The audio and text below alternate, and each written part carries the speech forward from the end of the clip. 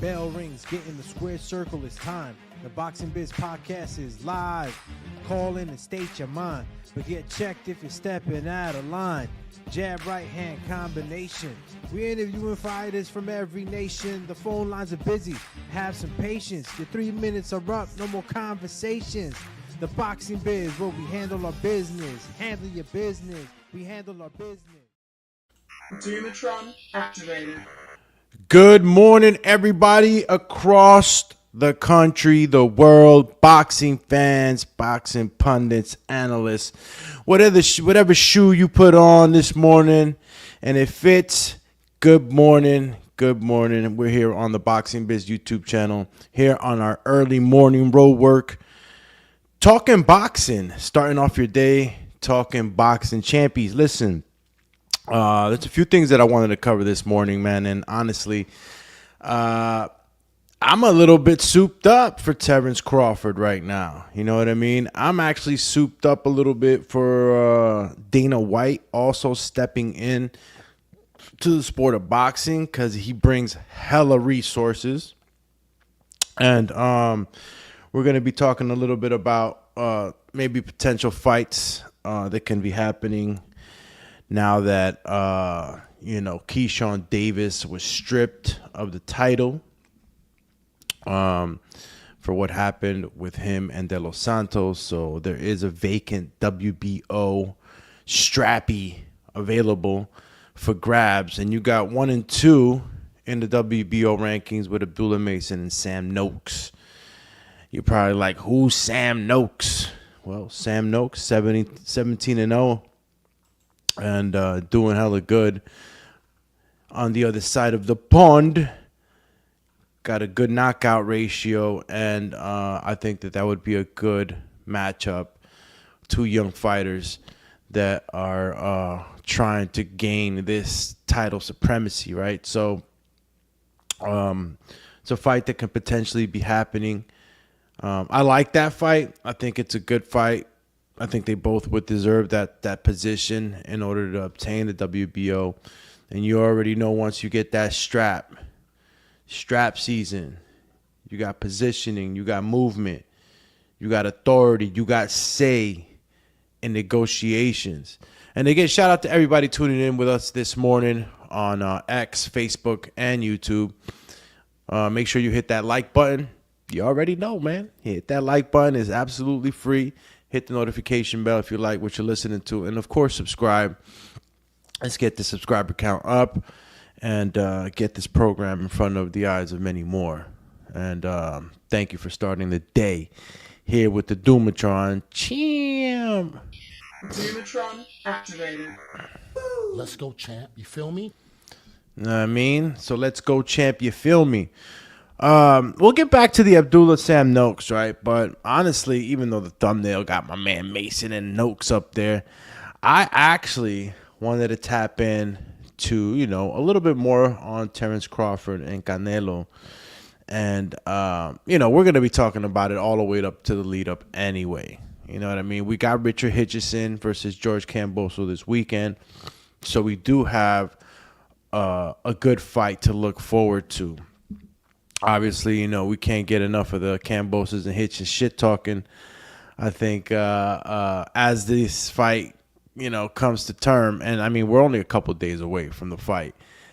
Richard Hitchison and Kambosos, they're getting aggy. They're getting aggravated. They're getting a little more into that zone, right? Into that fighter mentality, that war mentality.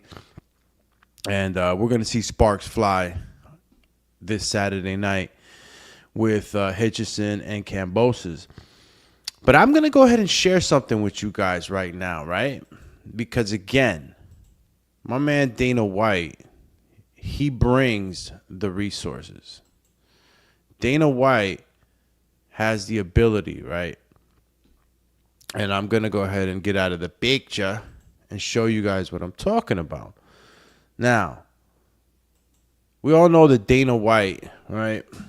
Well, the UFC built out a high performance center, right? One of the top performance center. I mean, if you want to train anywhere, you want to train at the UFC High Performance Center.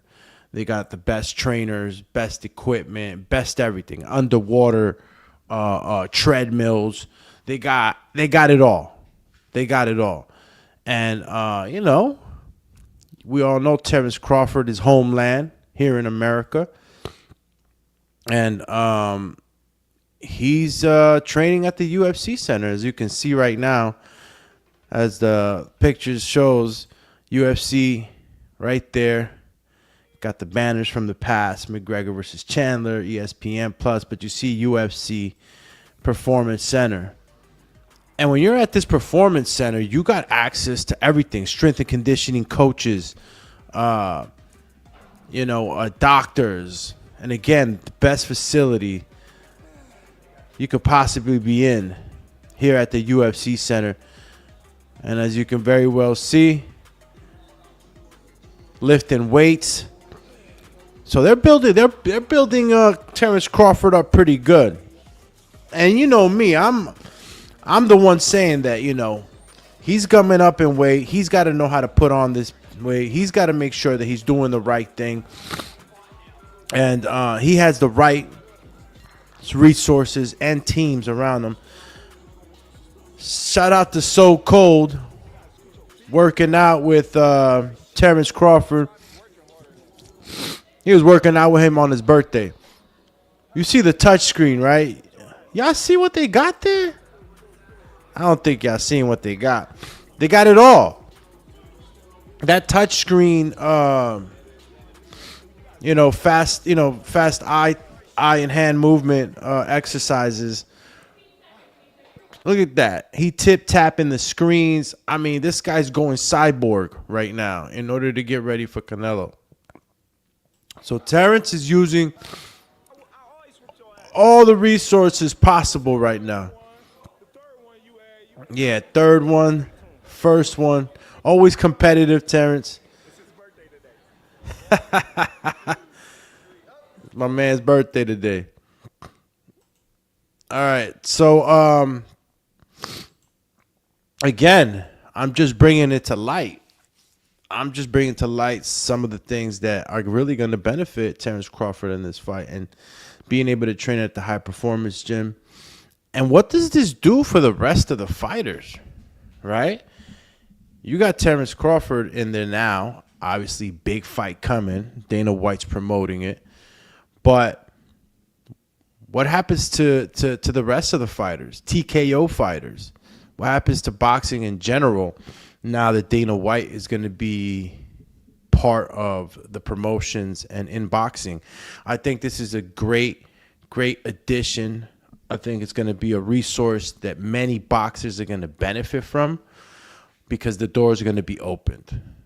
The doors are going to be open. So you're going to be having not only UFC fighters training here at the Performance Center, but you're going to have boxers. And I think that you're going to see a mesh between the sports. I think you're going to see that fusion. I think you might see now more crossover fights, right, than ever before.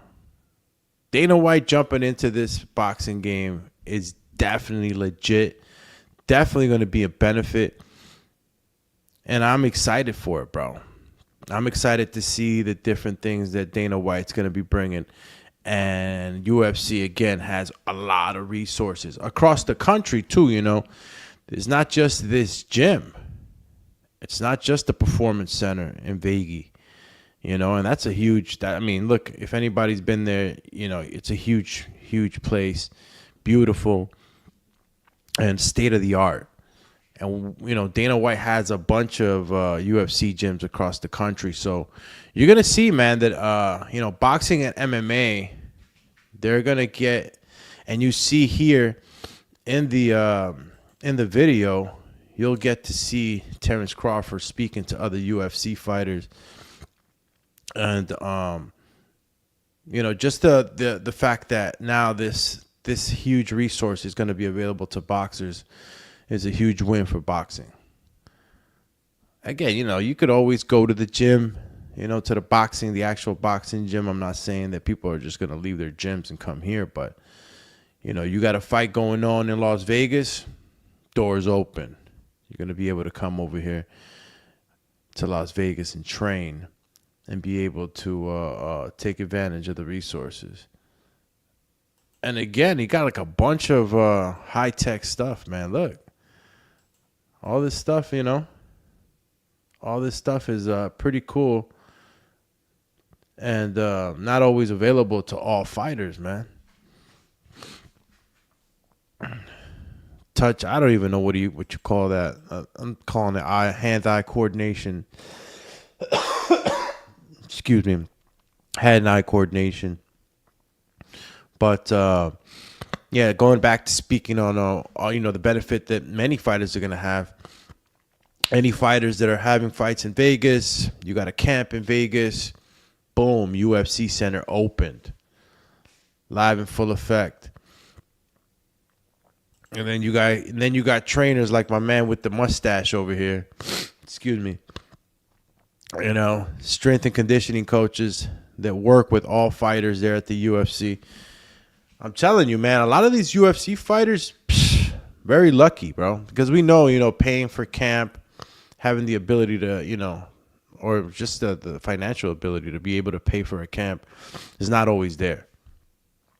You know what I mean? It's not always there, and this is huge. Excuse me. This is huge right here. How much an average camp cost? You know what I mean? Depending on what position you are, right? Depending who you're fighting. How much are you paying for camp? I'm telling you, a lot of these UFC fighters, they have the ability to come train, have access to all these trainers and different people, and truly benefit from it. Shout out to SoCo. Happy birthday to SoCo. Just had a birthday pass.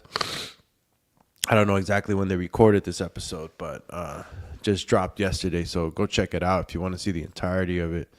But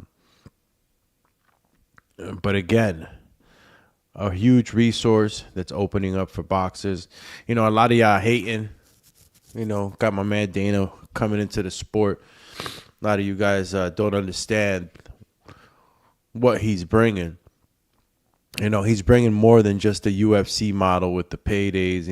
I mean, look, you're going to pay attention to the money, right? But the fact that you guys don't understand that only 1% make the money that you guys talk about, the millions and all that other shit. My man in East Romania not making no $1 million. He's waiting for an opportunity to get on the show to make a few thousand, and so he could feed his family. See, the boxing public, man, has got to get ready for the transition. The sport goes through different transitions. We had the transition with Jake Paul. I mean, I'll even include myself as somebody that didn't really care about YouTubers fighting much. And we all saw what happened with that. You had to give him his flowers. You had to move with the times. Transition. And now you got a bunch of leagues, X leagues, all these YouTuber fighter, leagues, and they're making money. They're on the zone. They're on the networks. They're on YouTube. They're everywhere, man. And they're making money. So different transitions in the sport. Now you got Dana White in here. You got the UFC involved. You got the powers that be involved.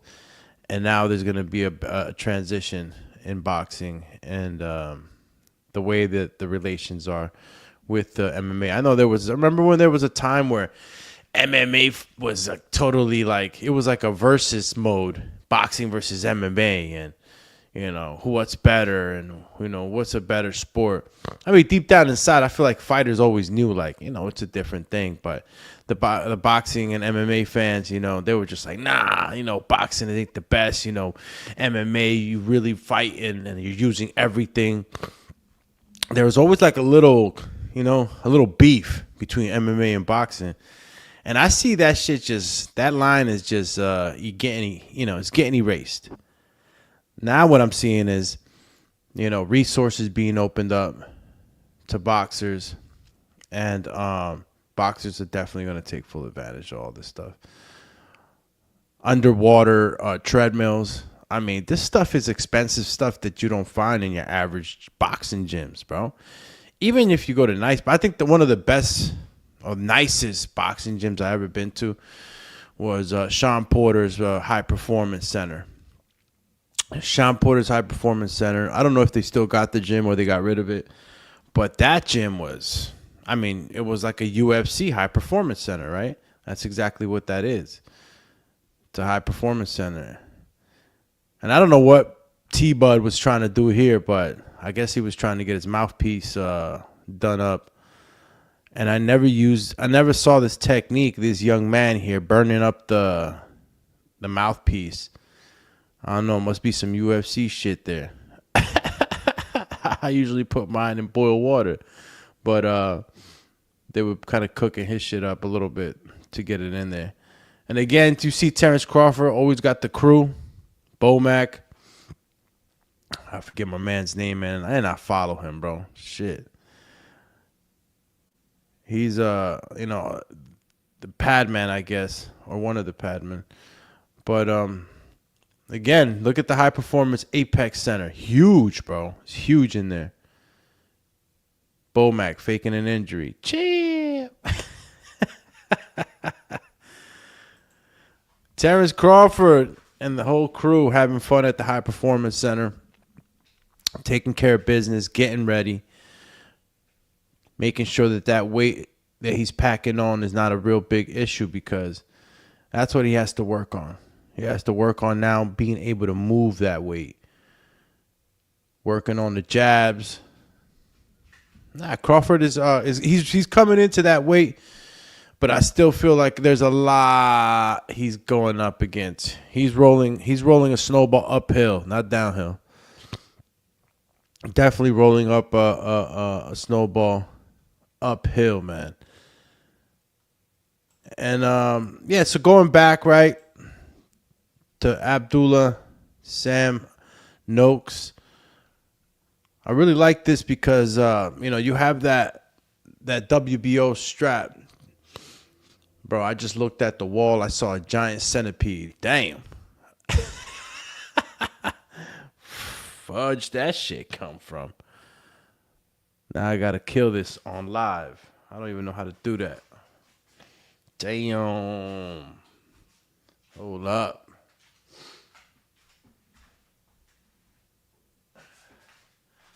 Got to hit him with the chancleta real quick.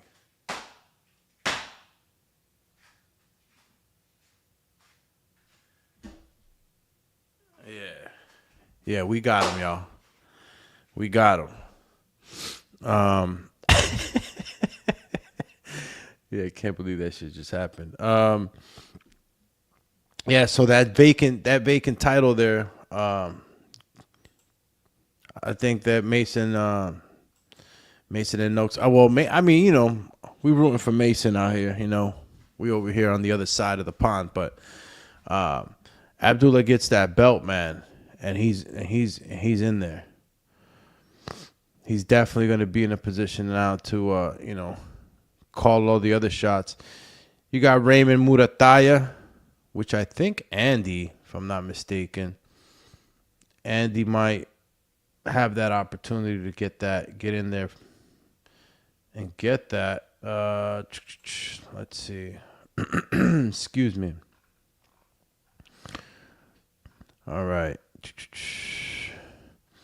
And I don't know what's going on with the boxing fans, right? Right now, Turki Al-Sheikh threw out the list that he wants, right, for young up and coming talent, and I don't think that the boxing public is really responding too well to it, right? I don't know if there's a huge problem with it, but I mean, you do have the fight of the decade happening, right? You got Crawford and Canelo, and then you're like, we just want young talent in the undercard. I don't know, is the bag getting light? You know what I mean? Is the bag getting light for Turki Al-Sheikh right now? Because honestly, even though I like it. I like that he has some young talent there that he would have, like, let's say, a Nishant Dev, who is a 1-0 fighter with a possible billion viewership capability with him being from India. And there's young talent that can be showcased in this undercard. But if you really ask me, like, to fill up the whole undercard with just young talent, up-and-coming talent that's not really too recognizable, I guess it'd be a great tool to put them under in that card, right? Because it's a huge card, a huge fight, and then it would bring a lot of eyes to the new and up-and-coming talent, and that would work that way. But what are you doing, right? It's more of a push for the fighters than it is a super great night of boxing for the actual paying customer. So, Turk gotta up it up a little bit to be able to bring a little bit more prestige, continuing prestige. I mean, the fight is already prestige, bro. We're watching Canelo and Crawford. That's good. It's already in itself a huge fight, but you can't put too much stake on that main event and allow it to be the end all be all of the night. How much action can we get from these young prospects? I mean, not all prospects, right? But this young talent, we could get good fights, but we're not going to get the fights that we probably would want in the undercard. You got to understand, huge fight. Huge fight. Why are you going to fill it up with subpar, performances or you talent that's not really well known? We're going to want to pay, because what happens? What happens if Crawford and Canelo don't pan out? What happens if there's a running show going on? What happens if there's some Tom and Jerry shit going on in the Canelo and Crawford fight? If he doesn't fill up the card with some more interesting fights, this could be a possible bust again. You understand? What did we get? We waited for Pacquiao and Mayweather for so long that by the time we got it, it was exciting, but come on. We expected a little bit more, right? We expected a little bit more. And even though it was legendary, we expected a little bit more from the actual fight. And if we leave it up to Canelo and Crawford to make the night, I think we're putting a lot of risk on that fight. I think Turkey Al-Sheikh would be putting a lot of stake on one fight and expecting that fight to, be the end all be all of the entire night. I think that's a dangerous way to promote or to put together a fight of that magnitude, because you always have undercards that'll kind of save the night for the promotion and, of course, for the boxing fans, right? So, a lot of people having a little bit of a disagreement with, filling up the card with just talent. I get it. I definitely get it. And there's other possibilities. Again, you got a guy like Nishant Dev, great push on that card, get more eyes on him. Abdullah Mason, obviously. And again, all the guys he's mentioned, Muhammad Al-Akel, which Al-Akel is a Saudi Arabian fighter who's up and coming. And, of course, you want to showcase them as well. All young talent that, to me, would gain a lot of eyes, right? Extra attention and a big push being in that undercard. But you can't fill it all up with just the young talent. You got to give me some more names in there, that are going to get me going. All right? I don't want to pay just for one fight. And, shout out to the young talent, but I'm not just paying for that one fight and expect it to be like the greatest fight in the world. It doesn't always happen like that. And we want to be able to have a good night in boxing. So, Turk, I don't know. I don't know if the bag getting lighter for you and you just don't want to pay that money, right? Paying these guys a lot of money and I don't know what the budget looks like. They have a huge budget. It's not like they got a light budget, but who else can we get in there in a fight? Who's not busy?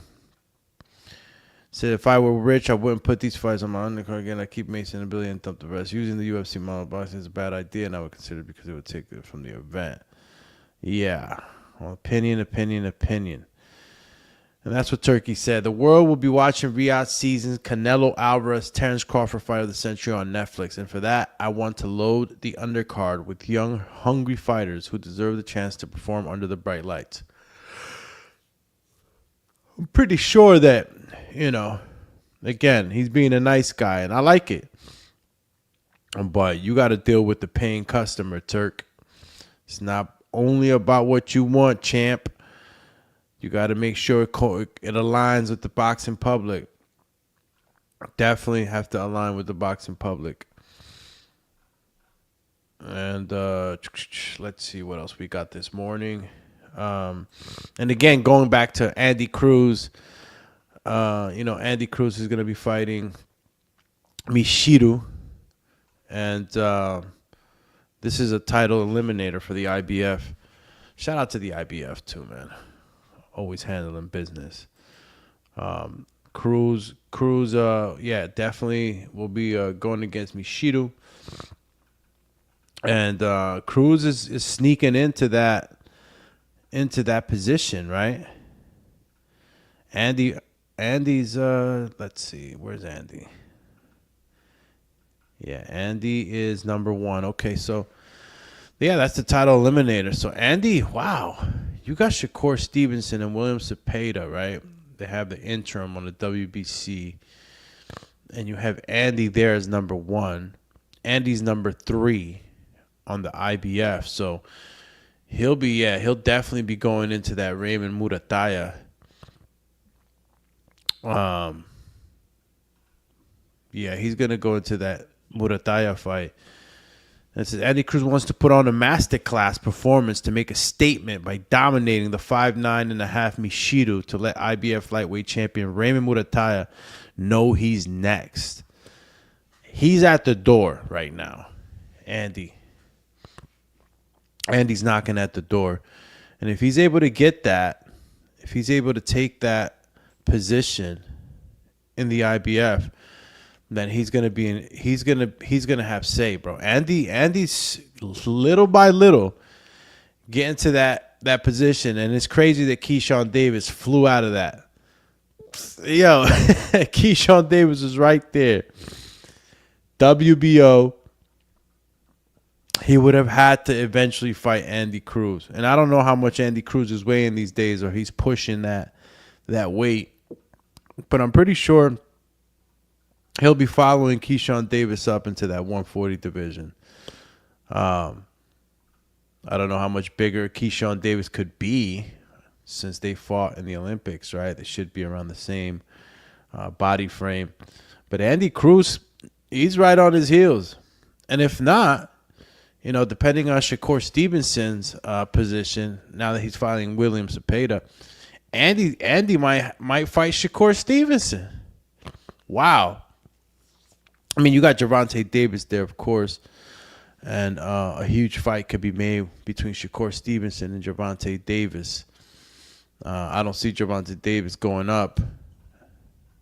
I don't see him going up. So, yeah, and depending on what happens to that WBO vacant title, we could see some interesting matchups in the late half of this year, depending on what happens, obviously, with certain fights like Shakur and William Cepeda, and obviously Gervonta Davis versus Lamont Roach. We got to see what goes on with that. So there's a lot of action going on at the 135 division, and we don't know exactly what we can get until these fights get played out, right? But the 135 division is definitely looking like a plethora of matchups that you can make up. Again, you got Andy Cruz cruising up. You know what I mean? Across all sanctioning bodies, too. He's ranked. I think the lowest he's ranked in is probably the WBO, Andy Cruz. But the rest of them, he's right there, top 3. Maybe, top 3. He's number 9 in the WBO, but, excuse me, he's right there. So you got a lot of interesting fights. Excuse me. Call me Achu. Shout out to everybody tuning in too, man. Let me check out the comments real quick, man. Thank you for tuning in. Morning road work here at the Boxing Biz. Let's start at the top. My man Jesus M says, fake Canelo versus Crawford. Undercard will be garbage. Garbage emoji. Damn. My man Jesus woke up swinging. He out there running. He's definitely doing some road work right now. Shout out to Jesus. I don't know, bro. It could be better. Chop Gonzalez. Jesus M back on the chat says Chop Gonzalez. You talking about Chop? My man from New York who just put a beating on somebody. Yeah, we could put him in. Shout out to Forrith in the building. Says champ. Well, you already know, champ. Let's do it. You already know how we get down. Dematron activated. Reactivated out here. Forrith turns around and says, it's so hot here, man. 42 degrees Celsius. Damn, Forrith. You just killed me right now with the conversion. Why is it that the States is the only ones that don't use the metric system? Everywhere in the world is kilometers, meters, yards. Over here we got Fahrenheit, champ. It's too early to do the conversion right now. But I'm assuming that it's like 80 degrees out there where you're at. So drink a lot of watermelon juice, champ, if you got it available out there. G Money 915 says 135 guys are all ducking. He's saying wah, wah, wah, wah, wah, wah, wah. He ducking out here. Yeah, them 135ers, like I told you, everybody's tiptoeing, but everything's coming to a fold. Fights are gonna have to be made. Raymond Muay is gonna have to fight Andy. Andy gets through Mishido, and then Gervonta Davis, he's gonna have to fight if he gets through Lamont. You can't just hold on to the belt. You gotta fight. Shakur Stevenson, William Cepeda. Once we handle business there, they're gonna have to fight. Next up is either you fight or you vacate. Stop playing. No more playing around. And you've seen how the boxing landscape continues to change little by little, little by little.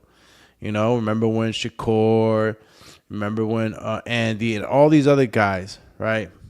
Abdullah Mason, everybody was just up and coming.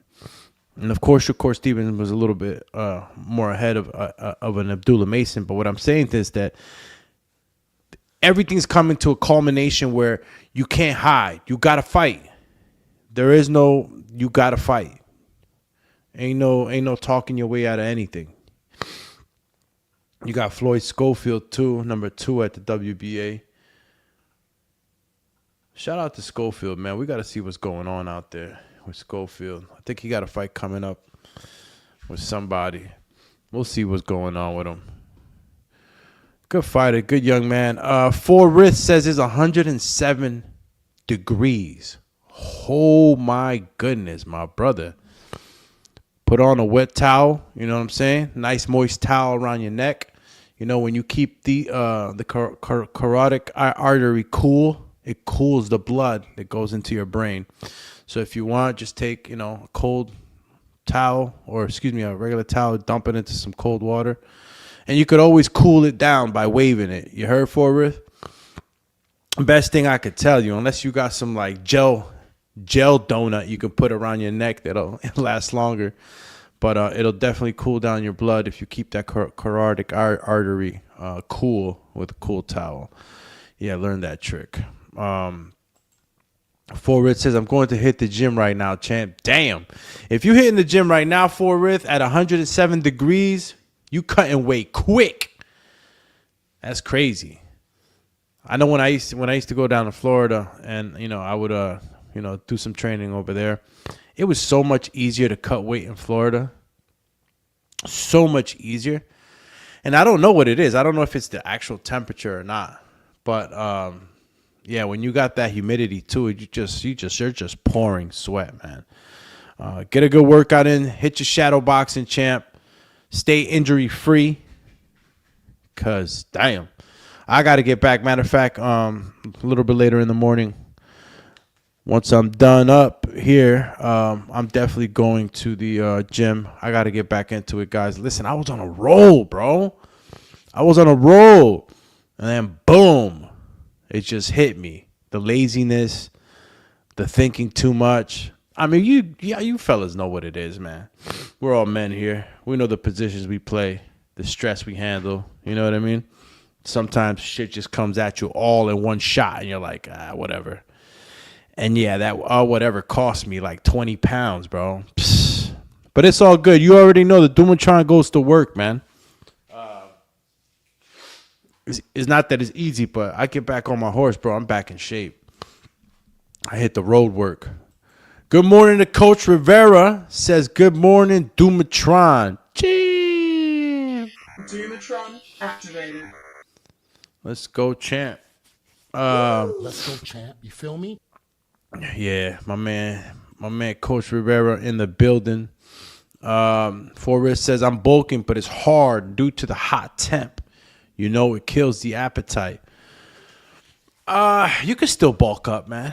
Fuck all the appetite shit, bro. Just keep hitting, keep hitting the weights. It's your protein intake. Make sure your protein intake is up, and you don't have to eat a lot to get your protein intake. I think each boiled egg is 7 grams of protein. You eat 3 boiled eggs, you already got 21 grams in there. You know what I mean? If you got maybe a powder. I'm not big on powders, to be honest with you guys. I'm not big on powders or supplements. I don't take anything.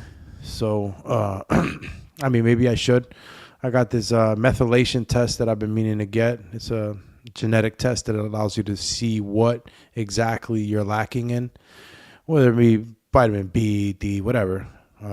Then you'll know exactly how to supplement. Shout out to Gary Brecker, who made that a popular thing to do.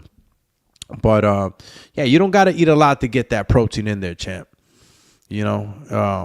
Protein's everywhere. You just got to see what sources are the best for you. But yeah, when it's hot as hell, you don't even want to eat, bro.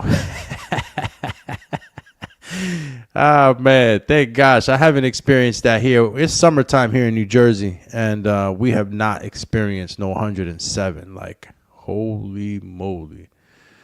Yo, did I just see something glide past my screen? Did y'all see that? It was like smoke. Ain't nobody smoking. What the heck was that?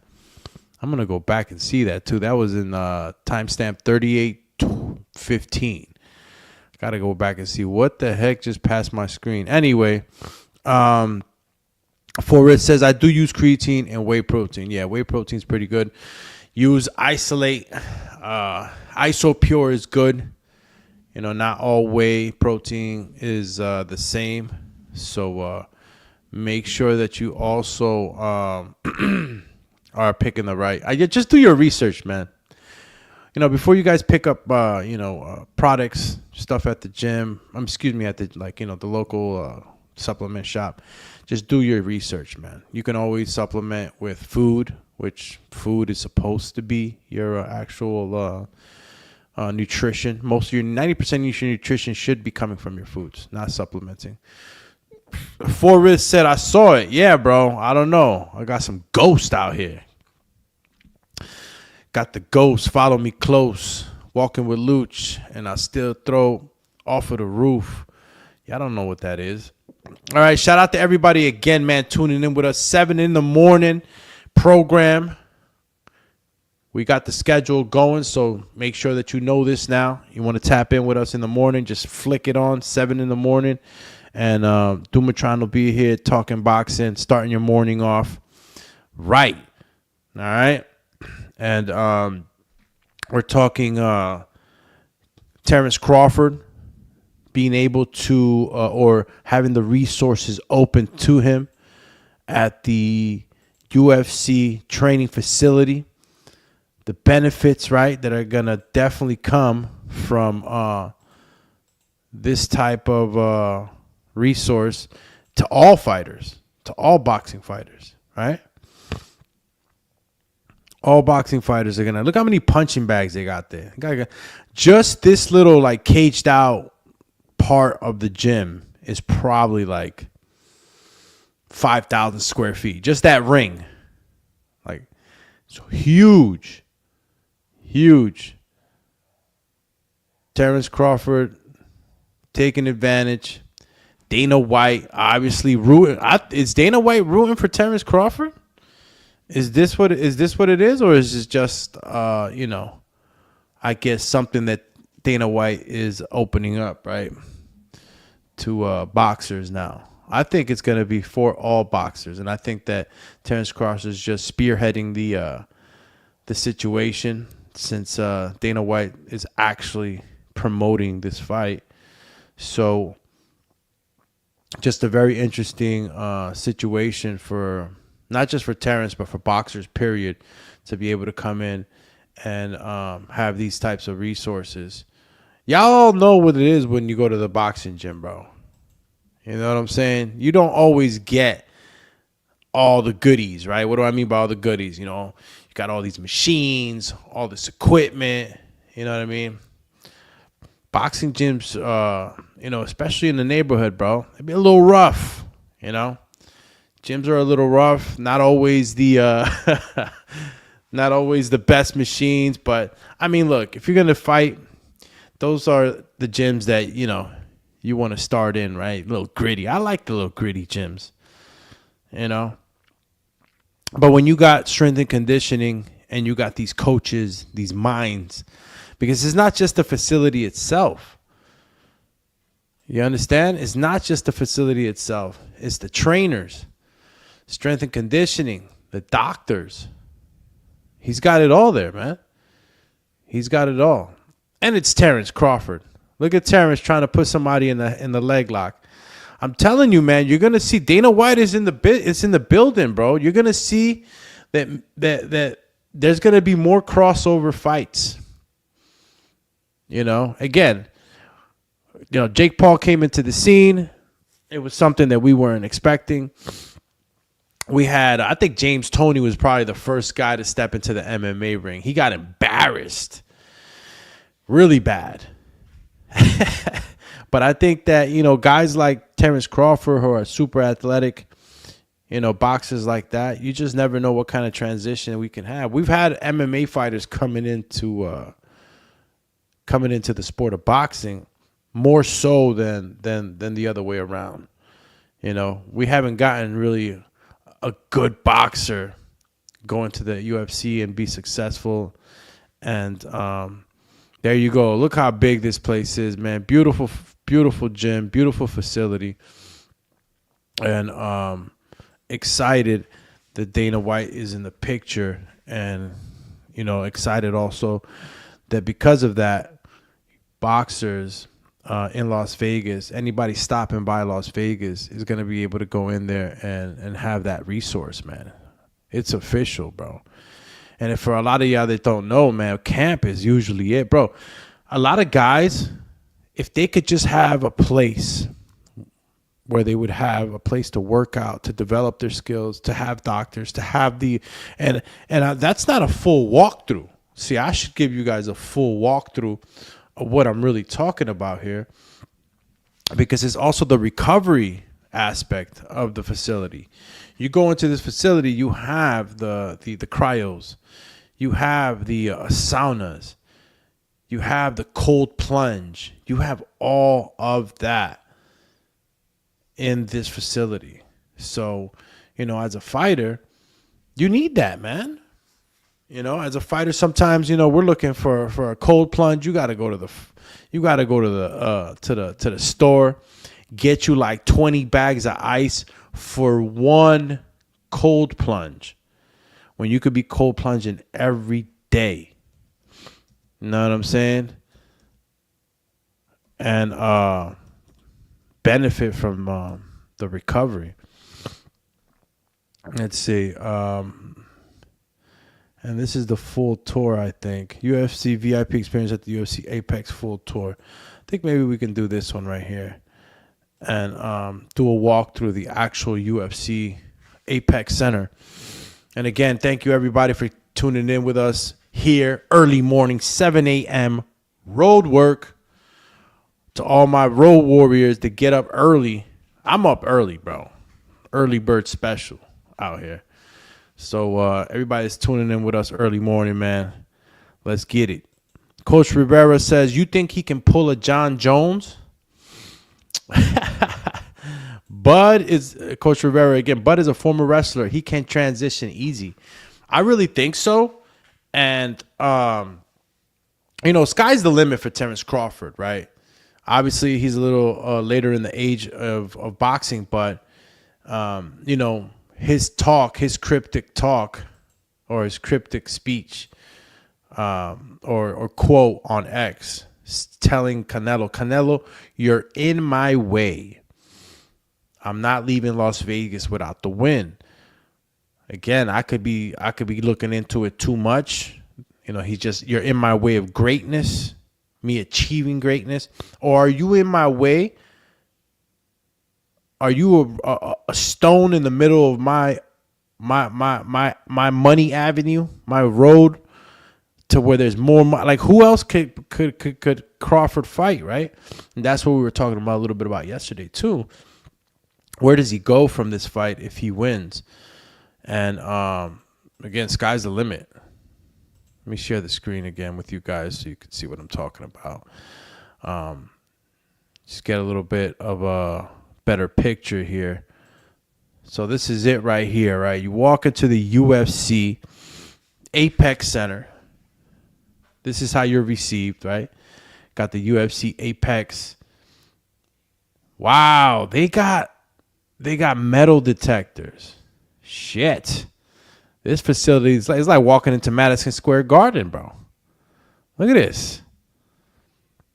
You check in. Huge. Oh, man, look at all the jerseys on the left from The Ultimate Fighter.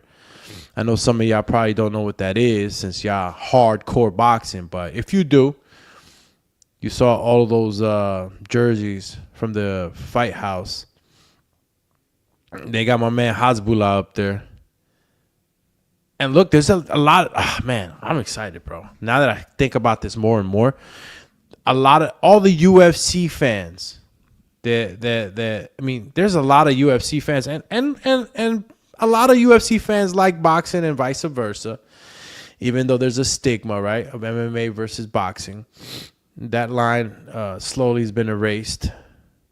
They showing the belt, the hardware. Obviously, not something we care about, right? Because we ain't getting that belt. We move forward a little bit more. I guess I don't know exactly what this is that they're doing. I guess they were doing like a UFC event, eatery or whatnot. They actually have the octagon there too. I mean, we're not worrying about this stuff. I thought this video was going to give us a little bit more about the actual facility and its resources. But I hope it gave you at least an idea of how huge it is. Big place. And let's see if we can get maybe a better video of the Apex Center. But I mean, from what you guys are seeing now, man, I mean, what do you guys think? Will there be more transitioning fights between boxing and MMA? Is the facility going to be available for other boxers, or is it just Terrence Crawford? You know what I mean? Going back to what Coach Rivera said, Bud is a former wrestler. He can transition easy.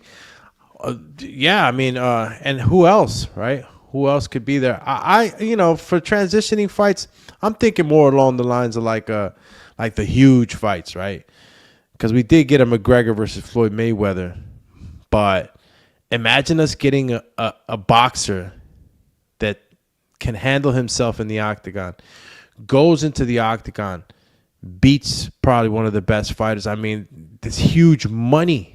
There's huge money that's going to be going on with all this stuff. Coach Rivera says, I'm a combat fan. I love boxing, kickboxing, jiu-jitsu, wrestling, MMA, and even open style martial arts. Gee, that's what I'm talking about. A true combat sport fanatic. Because I like all that shit too. You know, I love boxing. This is what I've done. And but a lot of people don't know that, you know, Doomy did MMA for 6 years. Yeah, I'll tap you the fuck out. I'll put you to sleep, champ. Stop playing with me. I did all that, man. Did jiu-jitsu, Muay Thai, judo, Kempo. Yeah, that's been my life since I was 11. But the actual MMA, when the MMA hit, I really got into it, man. I helped a lot of guys, you know. I was a gym rat. I didn't go through the belt systems. I was just a gym rat. I was probably the longest standing white belt, grappling with black belts and shit. But I never went through the belt system. Just trained every day, loved it. I actually think about it every now and then to see if I go back to maybe a jiu-jitsu school and still grapple. It's a great way to stay in shape. And, you know, if you got kids, you know, jiu-jitsu's amazing, you know. Boxing is amazing. I think all these combat sports complement themselves. And, you know, it's different. You know, you got sports and then you got self-defense. Self-defense, you know, the streets are different, man. You got to know how to move in the streets. So, yeah, a little bit of everything, a little kickboxing. Thing is with, like, jiu-jitsu, you know, I don't watch jiu-jitsu tournaments, even though they're fun. You know, some of them are very fun. It's like playing chess, bro. Wrestling, yeah. You know, I don't watch too much wrestling. At least, like, collegiate or Olympic. We all know WWE. Shout out to my man Mario Munguia, too. Check him out, Infighting FX. He does a wrestling show and covers that end of the sport. There was a time where I used to clown, right? You know, when I was little, I thought it was real, right? WWE and all these other wrestling. But even now that I'm older, and you got to respect these guys that, you know, launch themselves off the top rope, and these guys deal with real pain. And Logan Paul, man, shit, he's doing amazing in that wrestling shit. These guys get paid great money, and they take a lot of painkillers. Jumping off the top rope, landing on somebody's chest and shit. That shit ain't no joke. Coach Rivera, back around, says, I have 3 MMA bouts, 2 kickboxing bouts, and 3 Muay Thai bouts. Compete in numerous martial arts tournaments. Class B Olympic boxer for PR and former Shaolin Kung Fu teacher, but started with boxing. Damn, Coach Rivera laying down the resume. Damn, champ. That's why you the coach. But you see, when you bring the different, see, you've done MMA, kickboxing, Muay Thai, but I'm telling you guys, bro, and Coach Rivera says, I'm staying with boxing. All these things that you learn, like judo, everything else, there's a lot of stuff that I took into boxing. You might say, like, how, Doomy? How did you take, like, stuff you learned in judo into boxing? Well, there's positioning. Rolly Romero, you know, he did judo he competed in judo for a long time. His sister was hella good, but, you know, him himself, you're strong in judo. You got to have a good base too, good balance in judo. So, you know, when you transition to another sport, combat, you know, these things benefit you if you know how to teach them. And, you know, I love wrestling. I love grappling. I wrestled in high school and for a little time. And, you know, wrestling too has its advantages once you're in the grapple inside the ring. When you're in the ring, you can start to grapple. And, yeah, you're not trying to slam the other guy, the other fighter. But when you're grappling in the ring, when you're on the hold with another boxer and you've had experience in wrestling, it helps you on how to distribute your weight from shoulder to shoulder, how to actually move your opponent around. So, yeah, these things benefit for sure. Definitely. And like I said, I did jiu-jitsu. I wrestled. I hit everything. Growing up, too, I tried to do everything. You try to do everything. But boxing, as far as combat sports, that's what I actually decided to compete in. And, got my Diamond Glove state title at cruiserweight. And that was Dumatron's golden era in the amateurs. But yeah, again, guys, shout out to everybody tuning in with us. 7 in the morning, road work, road warriors. Hope you're having a blessed morning. We're talking Terrence Crawford at the UFC Apex Center. Now that he has resources open to him, Dana White is in the building. Is Dana White rooting for Terrence Crawford? Who knows? But we know that the Apex Center is there, and Crawford is training there. So, I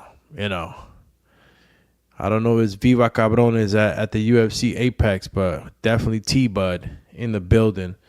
And also, Sam Noakes versus Abdullah Mason, vacant WBO title. Right? Keyshawn Davis got the bota. He got the boot. Give me that. Strippy. And go sit in the car. Don't touch nothing until you get to that 140 pounds. So WBO strap, Sam Noakes, Abdullah Mason. Do you want to do this fight? Do you want to put these young fighters against each other? I think Sam Noakes like 27, though. I mean, that's fairly young. It's just that Abdullah is so young.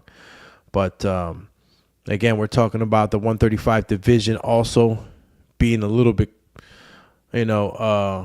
off keel, if you want to say. We don't know what's going to happen next. Got a lot of good fights coming up. Gervonta Davis handling business with Lamont. Shakur Stevenson with William Cepeda. Andy Cruz takes care of Mishido. He goes into it with Raymond Murataya. There's a lot of things going on in that landscape, my friend. And we're going to get into it more and more as the boxing landscape continues to change. Also, the card, Turkey Al-Sheikh is offering the boxing fans. Do we really want to see just young talent in that undercard for Canelo Crawford? I got no beef with it. If I'm going to get a Canelo Alvarez versus Crawford fight, it's going to be super epic. Something like Eubank Jr. versus Conor Benn. If I'm getting something like that, I could live with that. Take my money. And I'll, let the young boys shine on the undercard. And I'm okay with that. But you're putting a lot of stake on that fight. And I don't know if that's smart. Not after what happened in Madison over there in New York, right? Teofimo ended up saving the day with the action. So you don't want to go ahead and put too much stake on it, man. Turkey, what's the budget? Is the bag getting light? That's the question. Is the bag getting light over there? I would think not, right? That bag is deep. Shout out to Turk. Making shit happen, but he doesn't want to. He doesn't want to. He doesn't think that he should. I think you should. I think you should put some other undercards in there and stack it up. Continue stacking it up. I mean, you don't got to stack it up like you did for Bilbo and Art or Beterbiev, right? Or even I think the most stacked one yet that Turk or Riyadh season has done was probably the heavyweights against heavyweights. The whole Queensberry versus Matchroom, the whole Eddie Hearn versus Frank Warren. That shit was super stacked, Listen, you spent a lot of money, Turk. You spent a lot of money. And honestly, bro, if you really think about all the money that's been spent, I think Turkey's done a great job. So far he's done a great job. I mean, you're going to run into things, obviously, jumping into the sport of boxing and shaking shit up. But he's done a good thing, and I think that if you stick with that grandeur attitude, it'll only get better, And how much could you be possibly paying, these younger fighters, Not much. be something else if we had like let's say maybe who could we put on there, man? Shit. Everybody's busy. Who could we put on here in that slot? It's like five fights. All right, I think his list was like 7 fighters maybe. So I'm gonna have to dig in a little deeper. Maybe come back with another show too, man, to see what are the fights can we fill in, and how many of those on that list, how many of those young fighters on that list really should be on that card. I'm always up for an opportunity for young fighters, you know. I'm always up for it. I'm just saying you're throwing a lot of stake on that. I don't think it'll pan out, but I think we covered some of the things that we wanted to talk about this morning. Again, you guys can tune in with me a little bit later in the after lunch show around 1 o'clock. We'll be coming back with some more boxing topics, and we'll flex on it then. Everybody that's tuning in right now, man, appreciate everybody active on the chat, yo. Really do. And again, if you guys wanted to maybe call in or maybe just use the StreamYard link that I just posted on the chat, you can tap in with us this morning and maybe talk about a little bit about what we've been talking about, right? Terrence Crawford training at the High Performance UFC Apex Center in Las Vegas, and the landscape, right? The boxing landscape at 135. What fights are developing, what might can be, and obviously Abdullah Mason and Sam Noakes in that 1 and 2 position for the 135 pound WBO title, right? So Sam Noakes, Abdullah Mason, can that happen? Should that happen? I think it'd be a great fight for Abdullah. I'm thinking hometown America. I'm thinking Abdullah puts himself in that WBO position. He's going to have a lot of say in what happens and what fights can be made. So I'm up for it. Again, guys, appreciate y'all tapping in. And we'll be coming back with another one at 1 o'clock. Let's see. We got nobody on the comments. Nobody here. Nobody there. We everywhere. All right. Thank you for tuning in to the Boxing Biz morning show here. Getting that early road work. Hope you guys are starting off your morning blessed. Get that coffee, get that tea, green juice, whatever it may be. Stay up, stay healthy, stay blessed. Dumatron deactivated. I'm out of here. Cheers.